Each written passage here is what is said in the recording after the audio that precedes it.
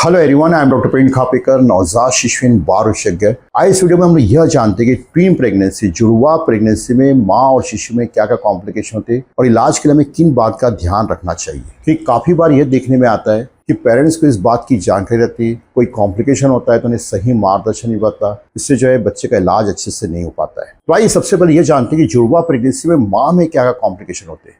Number 1 जो सबसे common complication है, समय से पहले डिलीवरी होना। 70 to 80% केसेस में जो है समय से पहले डिलीवरी जाती है, शिशु कम वजन के पैदा हो जाते हैं। नंबर 2 प्रेगनेंसी में जो है ब्लड प्रेशर का बढ़ना, जो कि सिंगल प्रेगनेंसी रिस्क जो है 2 गुना ज़्यादा होता है और इसकी वजह से जो है काफ़ी बार शिशु की गर्भ में जो है ग्रोथ नहीं हो पाती और समय से पहले डिलीवरी करना पड़ता है। नंबर 3 प्रेगनेंसी में जो है ब्लड शुगर का बढ़ने से कहते हैं गैस्ट्रेशनल डायबिटीज। नंबर 4 जो सबसे कॉमन कॉम्प्लिकेशन है, पानी की थैली अचानक फटना, दर्द या बिना दर्द के साथ, जिससे समय से पहले डिलीवरी हो जाती है। नंबर 5 प्लेसेंटा का यूटेरस से सेपरेट होना, से कहते हैं एब्रेशन ऑफ प्लेसेंटा, जिससे सडनली ब्लीडिंग होती है और डिलीवरी करानी पड़ जाती है।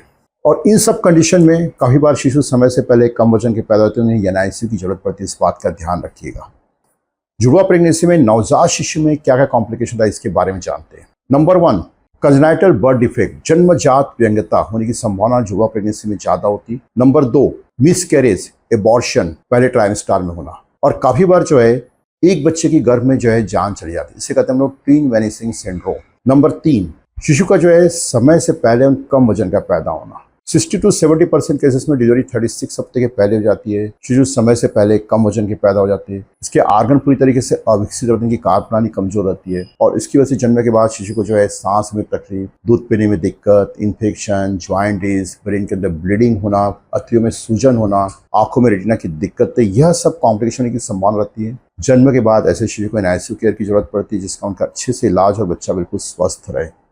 नेक्स्ट है इंट्रायूटेराइन ग्रोथ रिटार्डेशन, माँ के गर्भ में बच्चे की अच्छे से ग्रोथ न हो पाना, जिसकी वजह से दोनों बच्चे के वजन में बहुत ज़्यादा अंतर रहता है। काफ़ी बार एक बच्चे का वजन 2 किलो निकलता है, दूसरे बच्चे का 1.5 किलो निकलता है या 1 ही किलो निकलता है। और इन बच्चों की ग्रोथ जो है भविष्य में अच्छे से नहीं आती, इनके शारीरिक और मानसिक विकास में दिक्कतें आती है। इस बात का हमें ध्यान रखना चाहिए।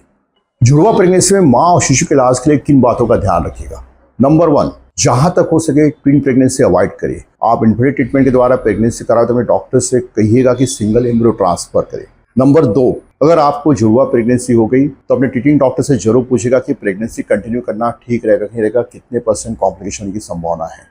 अदरवाइज आप ट्विन प्रेगनेंसी को सिंगल प्रेगनेंसी में कन्वर्ट कर सकते हैं, इस बात का ध्यान रखिएगा। नंबर 3 अगर आप जुड़वा प्रेगनेंसी कंटिन्यू कर रहे हो तो ऐसे समय में माँ की सही जांच, उसकी सही निगरानी करें, माँ को सही पोषण दे, जिससे दोनों बच्चे की अच्छे से ग्रोथ हो। कॉम्प्लिकेशन पर ध्यान रखिएगा, माँ का ब्लड प्रेशर तो नहीं बढ़ रहा है, ब्लड शुगर तो नहीं बढ़ रहा है या और कोई कॉम्प्लिकेशन तो नहीं हो रही, इस बात पर पूरा ध्यान रखिएगा। नंबर 4 जुड़वा प्रेगनेंसी में जैसे ही 24 हफ्ते कंप्लीट होते हैं, माँ को बीटामिथासोन या डेक्सामिथासोन के इंजेक्शन जरूर लगाइएगा।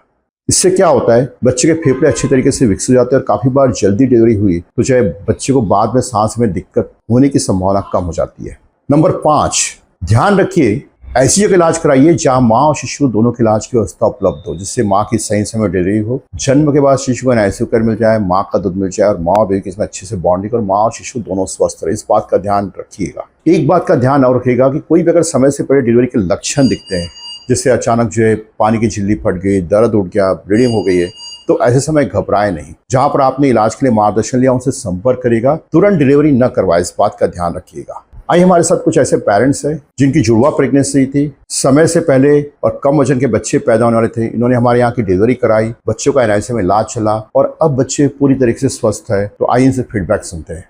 मेरा नाम रजनी सोनी है, मेरे हस्बैंड का नाम आशीष सोनी है। हम लोग छिंदवाड़ा एमपी से हैं। मेरे 7वें महीने में वाटर लीक हो गया था, इस वजह से हमें छिंदवाड़ा से नागपुर रेफर करा गया। हम लोग नागपुर में आस्था हॉस्पिटल प्रवीण खापेकर सर के पास आए, उनसे बातचीत किए। यहाँ पे आके मेरी डिलीवरी हुई, ट्विंस हुए। दोनों बच्चों का वजन बहुत कम था। पहले बच्चे का वजन 1200 था, दूसरे बच्चे का 1400 था। अभी 37 दिन बच्चे यहाँ एडमिट थे। दोनों बच्चे अभी स्वस्थ हैं, आज डिस्चार्ज है और हमें सर से मिलके बहुत अच्छा लगा। वो ट्यून्स थे, मेरे को कैसे बहुत जगह मैंने पूछा कि डिलीवरी बच्चे रखने का, तो वहाँ पर ऑप्शन नहीं था। तो फिर मेरे को किसी ने बताया कि आस्था हॉस्पिटल में डिलीवरी भी होती है और बच्चे भी यानी आईसीयू में रखे जाते हैं और वहाँ का ट्रीटमेंट बहुत अच्छा है। तो मैं उनके कहने पे यहाँ पर आई। पानी की थैली फट गई थी तो यहाँ पर हमारी डिलीवरी हुई। उसके बाद हमारे बच्चे 1 महीना ये आस्था हॉस्पिटल में भर्ती रहे। आज मेरे बच्चे बिल्कुल तंदुरुस्त है और 9 महीने के हो गए हैं। आस्था हॉस्पिटल में बच्चों की केयर बहुत अच्छी की जाती है। यहाँ के जो स्टाफ है वो बहुत अच्छा केयर करते हैं बच्चों पे। तो मेरे बच्चों का ट्रीटमेंट बहुत बेस्ट हुआ है। अगर जिसको नहीं से पता है तो आस्था हॉस्पिटल में आए, अपना ट्रीटमेंट करवाए और अपने बच्चों को स्ट्रॉन्ग करके यहाँ से लेके जाए।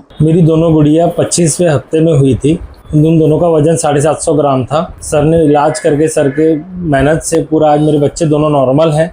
9 साल की हो गई, अभी तक कोई तकलीफ नहीं आई है। हम दोनों अच्छे से स्कूल जाते हैं, स्टडी करते हैं।